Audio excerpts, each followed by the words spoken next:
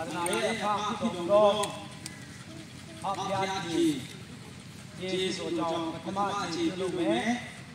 တက္ကသိုလ်ကချင်းပြန်တော်ပြကောင်းစီရဲ့ဓမ္မမှုတော်ဆောင်များညီလာခိုင်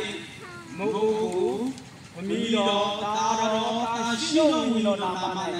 ကောင်းကြီးရဲ့လေဒီဖေးကိုဖြတ်လက်ပေါ်နေပါ၏အာမင်ကျွန်တော်တို့ကိုမပြီးတော့မှဓမ္မတချင်းတရား40ကိုဒီစုပြီးမှကျွန်တော်တို့ခါမကိုချစ်တဲ့နော်140